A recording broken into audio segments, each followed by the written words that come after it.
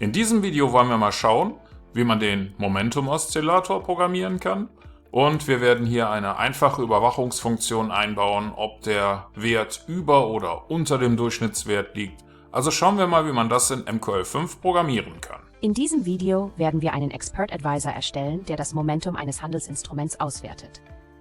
Sehen wir uns an, wie wir das machen können. Wir starten Meta-Editor, indem wir auf ein kleines Symbol klicken oder F4 drücken. Zunächst binden wir die Bibliothek mathstatmath.mkh ein, die statistische Funktionen bereitstellt. Innerhalb der Funktion onTick erstellen wir eine String-Variable mit dem Namen currentMomentumState, um den aktuellen Zustand des Momentums zu speichern. Anschließend erstellen wir ein Array mit dem Namen myPriceArray, um verschiedene Preiswerte zu speichern. Dieses Array wird mit der Funktion ArraySetAsSeries von der aktuellen Kerze an abwärts sortiert, wobei der zweite Parameter auf True gesetzt wird. Als nächstes definieren wir die Eigenschaften des Momentum IA, indem wir die Funktion iMomentum mit den Parametern Symbol, Period, 14 und PriceClose aufrufen. Diese Funktion berechnet das Momentum für das angegebene Symbol und den angegebenen Zeitraum, wobei 14 Kerzen und die Schlusskurse verwendet werden.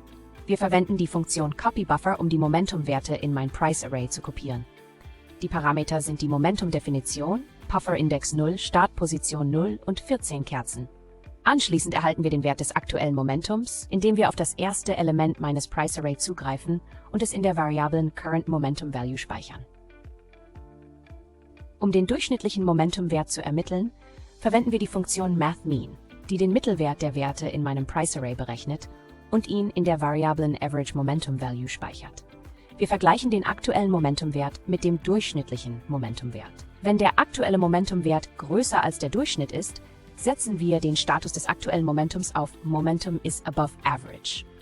Ist der aktuelle Impulswert kleiner als der Durchschnitt, wird der Status des aktuellen Impulses auf Momentum ist unter dem Durchschnitt gesetzt.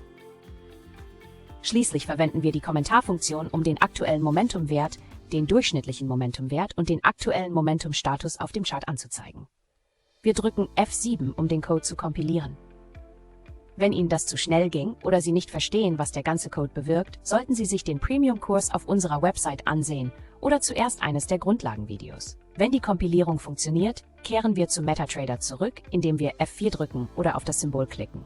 Zurück in MetaTrader drücken wir STRG und R, um den Strategietester zu starten, wählen den soeben erstellten Expert Advisor aus, aktivieren den visuellen Modus und starten einen Strategietest.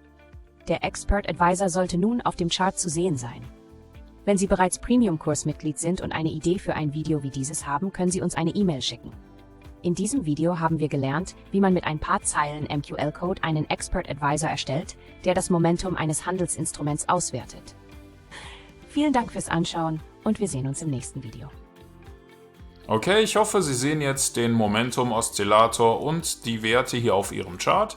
Wenn das für Sie zu schnell war oder Sie nicht wissen, was der Code so bewirkt, dann ist vielleicht der Premium-Kurs interessant für Sie. Den finden Sie auf unserer Webseite. Für den Moment sage ich vielen Dank fürs Zuschauen und wir sehen uns dann im nächsten Video.